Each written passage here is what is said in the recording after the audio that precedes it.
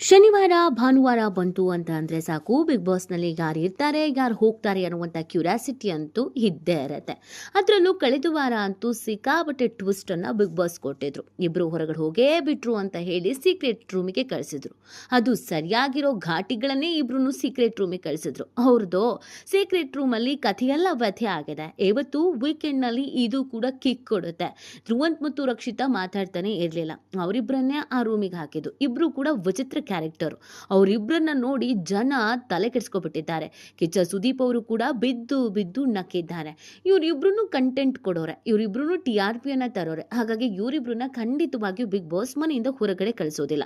Secret room ಇಂದ ನೇರವಾಗಿ ಇವತ್ತು ಬಿಗ್ ಬಾಸ್ ಮನೆ ಒಳಗಡೆ ಇವರಿಬ್ರು ಬರೋದ್ರ ಜೊತೆಗೆ ಎಲ್ರಿಗೂ ಚಮಕ್ ಕೊಡ್ತಾರೆ, ಶಾಕು ಕೊಡ್ತಾರೆ. ಬಿಗ್ ಬಾಸ್ ಆಟ ನಾವು ಅನ್ಕೊಂಡಂಗೆ ನಡೆಯಲ್ಲ ಅನ್ನೋದು ಮತ್ತೆ ಮತ್ತೆ ಪ್ರೂವ್ ಆಗುತ್ತೆ. ಇದೆಲ್ಲ ಒಂದ್ ಕಡೆ ಆದ್ರೆ ಇವತ್ತು ಬಿಗ್ ಬಾಸ್ ಮನೆಯಿಂದ ನಿಜವಾಗ್ಲೂ ಇಬ್ರು ಹೊರಗಡೆ ಬರ್ತಾ ಇದ್ದಾರೆ. ಕಳೆದ ವಾರ ಆಗಿದ್ದು ಫೇಕ್ ಎಲಿಮಿನೇಷನ್, ಈ ವಾರ ಆಗೋದು ರಿಯಲ್. ಹಾಗಿದ್ರೆ ಈ ವಾರ ಮನೆಯಿಂದ ಹೊರಗಡೆ ಬರ್ತಾ ಇರುವಂತ ಆ ಇಬ್ಬರು ಸ್ಪರ್ಧಿಗಳು ಯಾರು ಮತ್ತು ಅವರಿಗೆ ಎದುರಾಗುವಂತಹ ಒಂದು ಚಾಲೆಂಜ್ ಏನು, ಇದೆಲ್ಲವನ್ನ ಈ ವಿಡಿಯೋದಲ್ಲಿ ಹೇಳ್ತಾ ಹೋಗ್ತೀವಿ. ಆದರೆ ಇಲ್ಲಿವರೆಗೂ ನಿಮ್ಮ ಮೆಗಾ ಸುದ್ದಿಯನ್ನು ಸಬ್ಸ್ಕ್ರೈಬ್ ಮಾಡಿಲ್ಲ ಅಂದರೆ ಈಗಲೇ ಸಬ್ಸ್ಕ್ರೈಬ್ ಮಾಡಿ. ಹೆಚ್ಚಿನ ಮಾಹಿತಿಗಾಗಿ ಬೆಲ್ ಐಕಾನ್ ಪ್ರೆಸ್ ಮಾಡೋದನ್ನು ಮರಿಬೇಡಿ. ಎಸ್, ಬಿಗ್ ಬಾಸ್ ಈ ಸೀಸನ್ ಅಂತೂ ನಾವು ಅನ್ಕೊಂಡಂಗೆ ನಡೀತಾನೆ ಇಲ್ಲ. ಈ ಸೀಸನ್ ಶುರುವಾಗಬೇಕಾದ್ರೇ ಟೀಮ್ನವ್ರು ಹೇಳಿದ್ರು, ನೀವು ಅನ್ಕೊಂಡಂಗಂತೂ ಖಂಡಿತವಾಗಿಯೂ ಬಿಗ್ ಬಾಸ್ ಇರೋದೇ ಇಲ್ಲ. ಈ ಬಿಗ್ ಬಾಸ್ ಸೀಸನನ್ನು ನೀವು ಗೆಸ್ ಮಾಡೋದಕ್ಕೂ ಸಾಧ್ಯವೇ ಇಲ್ಲ. ಇಲ್ಲಿವರೆಗೂ ನೀವು ಗೆಸ್ ಮಾಡ್ತಾ ಇದ್ರಿ, ಬಟ್ ಈ ಸೀಸನನ್ನು ನೀವು ಗೆಸ್ ಮಾಡೋದಕ್ಕೆ ಸಾಧ್ಯನೇ ಇಲ್ಲ. ಟ್ವಿಸ್ಟ್ ಅಂಡ್ ಟರ್ನ್ ಅನ್ನೋದು ಇದ್ದೇ ಇರುತ್ತೆ ಅಂತ ಅದೇ ರೀತಿನೇ ನಡೀತಾ ಇದೆ.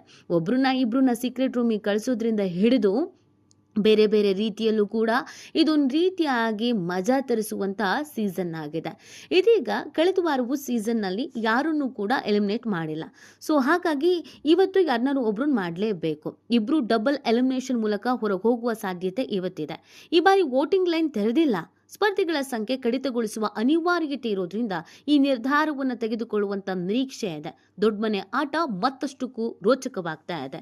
ಕಳೆದ ಸೀಸನ್ ತರ ಈ ಸೀಸನ್ ನಡೆಯಲ್ಲ ಅನ್ನೋದನ್ನ ಹೇಳಿದ ಹಾಗೇನೆ ವೋಟಿಂಗ್ ಲೈನೇ ಓಪನ್ ಆಗಿಲ್ಲ. ಇನ್ನು ಹೆಂಗ್ ಹೊರಗಡೆ ಕಳಿಸ್ತಾರೆ ಅಂತ ಜನ ಅನ್ಕೊಂಡಿದ್ರು. TRP ಮತ್ತು ಈ ಹಿಂದೆ ಬಂದಂಥ ಓಟು ಮತ್ತು ಟಾಸ್ಕು ಮತ್ತು ವ್ಯಕ್ತಿತ್ವ ಇದೆಲ್ಲವನ್ನ ಗಮನಿಸಿಕೊಂಡು ಅನಿವಾರ್ಯ ಪರಿಸ್ಥಿತಿಯಲ್ಲಿ ಇಬ್ರನ್ನ ಬಿಗ್ ಬಾಸ್ ಮನೆಯಿಂದ ಇವತ್ತು ಹೊರಗೆ ಕಳಿಸಲೇಬೇಕಾಗತ್ತೆ. ಹೌದು, ಯಾಕೆ ಅಂತ ಹೇಳಿದ್ರೆ ಇನ್ನೇನು ಕೆಲವು ವಾರಗಳಲ್ಲಿ ಬಿಗ್ ಬಾಸ್ ವಿನ್ನರ್ ಯಾರು ಅನ್ನೋದನ್ನ ಅನೌನ್ಸ್ ಮಾಡಬೇಕಾಗತ್ತೆ. ಫಿನಾಲೆ ನಡೆಯುತ್ತೆ, ಬಿಗ್ ಬಾಸ್ ಪೂರ್ಣಗೊಳ್ಳುತ್ತೆ. ಅದಕ್ಕೆ ಕೆಲವು ವಾರಗಳು ಬಾಕಿ ಇರೋದು. ಆದರೆ 13 ಜನ ಇಲ್ಲಿವರೆಗೂ ಇದ್ದಾರೆ. ಸ್ಪರ್ಧಿಗಳ ಸಂಖ್ಯೆ 13 ಇದೆ. ಇದನ್ನು ಕಡಿಮೆ ಮಾಡಲೇಬೇಕಾದಂಥ ಅನಿವಾರ್ಯತೆ ಇದೆ. ಕಳೆದ ಬಾರಿ ಎಲಿಮಿನೇಷನ್ ಆಗಿದ್ದು ಅದು ಜಸ್ಟ್ ಸೀಕ್ರೆಟ್ ರೂಮಿಗೆ ಅಂತ ಕಳಿಸಿರೋದು. ಬಟ್ ಈ ಬಾರಿ ನಿಜವಾಗ್ಲೂ ಕೂಡ ಆಗತ್ತೆ. ಸೊ ಎಲ್ಲರೂ ಪ್ರಶ್ನೆ ಹಾಗಿದ್ರೆ ಸ್ಪಂದನ ಹೋಗ್ಬೋದು, ಧನುಷ್ ಹೋಗ್ಬೋದು ಅಂತ. ಯಾಕಂದ್ರೆ ತುಂಬಾ ಜನ ಸ್ಪಂದನ ಅವರನ್ನ ಟ್ರೋಲ್ ಮಾಡ್ತಾ ಇರೋದು ಹೀಗೇನೆ, ಒಂದು ಆಟದನ್ನು ನೆಟ್ಟಗಾಡ್ದೇನೆ, ಗೇಮು ಪ್ಲಾನ್ ಮಾಡ್ದೇನೆ, ಸ್ಟ್ರಾಟಜಿನೂ ಮಾಡ್ದೇನೆ, ಕೇವಲ ಟಾಸ್ಕ್ ಬುಕ್ ಅನ್ನು ಓದ್ಕೊಂಡು 100 ದಿನಗಳ ಪೂರೈಸಿದ ಏಕೈಕ ಸ್ಪರ್ಧಿ ಅಂತಂದ್ರೆ ಅದು ಸ್ಪಂದನ ಯಾಕೆ ಇಟ್ಕೊಂಡಿದ್ದಾರೋ ಗೊತ್ತಿಲ್ಲ.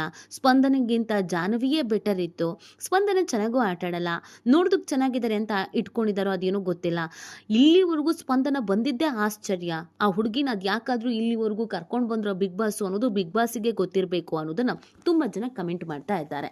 ಹಾಗಾಗಿ ಈ ವಾರ ಸ್ಪಂದನ ಹೋಗ್ಬೋದು. ಕಾರಣ ಈ ಹಿಂದಿನ ಆಟಗಳನ್ನು ನೋಡಿಕೊಂಡು ಮತ್ತು ಇಲ್ಲಿವರೆಗೂ ಬಂದಿರುವಂಥ ಓಟ್ಗಳನ್ನು ನೋಡಿಕೊಂಡು. ಹೌದು, ನೀವು ಹೇಳ್ದ ಹಾಗೇನೆ ಅಥವಾ ನೀವೆಲ್ಲ ಅಂದ್ಕೊಂಡ ಹಾಗೇನೆ ವೋಟಿಂಗ್ ಲೈನ್ ಆನ್ ಇಲ್ಲದೆ ಇದ್ರೂ ಇಷ್ಟು ದಿನಗಳ ಕಾಲ 100 ದಿನಗಳ ಕಾಲ ಆಟ ನೋಡಿಕೊಂಡು ಸ್ಪಂದನ ಅವರನ್ನು ಹೊರಗೆ ಕಳಿಸ್ಬೋದು. ಇಲ್ಲ ಅಂತಂದರೆ ಧನುಷ್ ಬಗ್ಗೆನೂ ಕೂಡ ಇದೇ ಥರದೊಂದು ಚರ್ಚೆ ಆಗ್ತಾ ಇದೆ. ಏನು ಆಟ ಆಡ್ತಾ ಇದ್ದಾರೆ ಅಂತ ಇವ್ರನ್ನ ಇಲ್ಲಿವರೆಗೂ ಇಟ್ಕೊಂಡು ಬಂದಿದ್ದಾರೆ ಅನ್ನೋದೇ ಅರ್ಥ ಆಗ್ತಾ ಇಲ್ಲ. ಈ ಮನುಷ್ಯಂಗೆ ಏನು ಆಟಾಡೋಕ್ಕೆ ಬರ್ತಾ ಇಲ್ಲ. ಧನುಷು ಮತ್ತು ಸ್ಪಂದನ ಇಬ್ರು ಒಂದೇ ಥರದ ಕ್ಯಾಂಡಿಡೇಟ್ಗಳು, ಇಬ್ಬರಿಗೂ ಆಟಾಡಕ್ಕೆ ಬರಲ್ಲ. ಅದರಲ್ಲೂ ಧನುಷ್ ಅಂತೂ ಒಂದು ಮೂಲೆ ಗುಂಪಾಗ್ಬಿಟ್ಟಿದೆ. ಇತ್ತೀಚೆಗೆ ಸೌಂಡೇ ಇಲ್ಲ. ಎಲ್ಲಿ ಕೂತಿದ್ದಾರೆ, ಏನ್ ಮಾತಾಡ್ತಾ ಇದ್ದಾರೆ, ಏನ್ ಆಟ ಆಡ್ತಾ ಇದ್ದಾರೆ ಯಾವುದು ಕೂಡ ಗೊತ್ತಾಗ್ತಾ ಇಲ್ಲ. ಇಲ್ಲಿವರೆಗೂ ಧನುಷ್ ಬಂದಿದ್ದೇ ಗ್ರೇಟು. ಮೊದಲು ಧನುಷನ್ನ ಹೊರಗಡೆ ಕಳಿಸಿ ಅಂತ ತುಂಬಾ ಜನ ಕಮೆಂಟ್ ಮಾಡ್ತಾ ಇದ್ದಾರೆ. ಹಾಗಾಗಿ ಧನುಷ್ ಈ ವಾರ ಹೊರಗೆ ಬರಬಹುದು ಅನ್ನುವಂಥ ನಿರೀಕ್ಷೆನ ಇಟ್ಕೊಳ್ಳಲಾಗಿದೆ. ಆದ್ರೆ ಇನ್ನೂ ಒಂದು ಮಾಹಿತಿಯ ಪ್ರಕಾರ ಎಲ್ಲ ಸೀಸನ್ಗಿಂತ ಈ ಸೀಸನ್ ಡಿಫ್ರೆಂಟ್ ಆಗಿದ್ರು ಅದಕ್ಕೆ ಅದರದೇ ರೀತಿಯಾದಂಥ ರೀಸನ್ಸ್ಗಳು ಇದೆ. ತುಂಬ ಪ್ಲ್ಯಾನ್ ಮಾಡಿಯೇ ಬಿಗ್ ಬಾಸ್ ಈ ಒಂದು ಸೀಸನ್ 12 ನಡೆಸ್ತಾ ಇರೋದು. ರಜತ್ ಮತ್ತು ಚೈತ್ರ ಕುಂದಾಪುರ ಇಲ್ಲಿವರೆಗೂ ನಾವು ಅನ್ಕೊಂಡಂಗೆ ಸ್ಪರ್ಧಿಗಳು ಅನ್ನೋ ಥರ. ಮೊದಲಿಗೆ ಇವ್ರು ಬಂದಾಗ ಗೆಸ್ಟು ಅಂತ, ಬಟ್ ಇಲ್ಲೇ ಇರ್ತಾರೆ ಅಂದಾಗ ಸ್ಪರ್ಧಿಗಳು ಅಂತಾರ. ಅಲ್ಲೂ ಕೂಡ ಟ್ವಿಸ್ಟ್ ಅಂಡ್ ಟರ್ನ್ ಇತ್ತು. ಅಯ್ಯೋ, ಗೆಸ್ಟ್ಗಳಾಗಿ ಬಂದವರು ಹಳೆ ಸೀಸನಲ್ಲಿ ಇದ್ದವರು ಅವ್ರನ್ನ ಸ್ಪರ್ಧಿ ಅನ್ನೋದಂದ್ರೆ ಹೆಂಗೆ ಅಂತ. ಈಗಿರೋದು ನೋಡಿ, ಇಲ್ಲಿವರೆಗೂ ಸ್ಪರ್ಧಿಗಳು ಅಂತ ಅನ್ಕೊಂಡು ಕೆಲವರು ಅವ್ರಿಗೆ ವೋಟ್ ಮಾಡಿದ್ದು ಉಂಟು, ಸೇವ್ ಮಾಡಿದ್ದು ಉಂಟು. ಆದರೆ ಅವರಿಬ್ರು ನಿಜವಾಗ್ಲೂ ಕೂಡ ಗೆಸ್ಟ್ಗಳೇ, ಸ್ಪರ್ಧಿಗಳು ಅಲ್ವೇ ಅಲ್ಲ ಅನ್ನೋದು ಗೊತ್ತಾಗ್ತಾ ಇದೆ.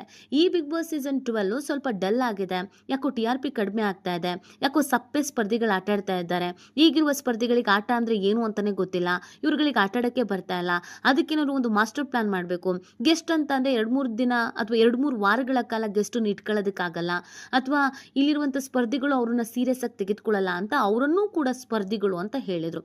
ಈವನ್ ಪ್ರೇಕ್ಷಕರು ಕೂಡ ಶಾಕ್ ಆಗಲಿ, ಟ್ವಿಸ್ಟ್ ಸಿಗಲಿ ಅನ್ನುವಂಥ ಕಾರಣಕ್ಕಾಗಿ. ಹಾಗಾಗಿ ಬಂದಿರುವಂಥ ಗೆಸ್ಟ್ಗಳಾದಂಥ ರಜತ್ ಮತ್ತು ಚೈತ್ರ ಕುಂದಾಪುರ ಇವರನ್ನ ಈ ವಾರ ಹೊರಗಡೆ ಕಳಿಸಬಹುದು ಅನ್ನುವಂಥ ನಿರೀಕ್ಷೆಯನ್ನು ಕೂಡ ಇಟ್ಕೊಳ್ಳಲಾಗಿದೆ. 2-3 ವಾರಗಳ ಕಾಲ ನೋಡಿ TRP ಎಲ್ಲ ಸೆಟ್ ಆಗ್ತಾ ಇದೆ ಮತ್ತು ಅಲ್ಲಿನ ಸ್ಪರ್ಧಿಗಳು ಕೂಡ ಆಟ ಆಡೋದನ್ನ ಕಲ್ತಿದ್ದಾರೆ. ಹೀಗಾಗಿ ರಜತ್ ಮತ್ತು ಚೈತ್ರ ಕುಂದಾಪುರ ಅವರನ್ನ ಈ ವಾರ ಬಿಗ್ ಬಾಸ್ ಮನೆಯಿಂದ ಹೊರಗಡೆ ಕಳಿಸ್ತಾರೆ ಅನ್ನೋದು ಗೊತ್ತಾಗ್ತಾ ಇದೆ. ಸೊ ಈ ಮುಖಾಂತರವಾಗಿ ಈ ವಾರ, ಈ ಶನಿವಾರ ಭಾನುವಾರ ಬಿಗ್ ಬಾಸ್ ಮನೆಯಲ್ಲಿರುವ 13 ಜನರ ಪೈಕಿ ಇಬ್ಬರಂತೂ ಹೊರಗೆ ಬರೋದು ಫಿಕ್ಸು. ಈ ಬಗ್ಗೆ ನಿಮ್ಗೇನು ಅನ್ಸುತ್ತೆ?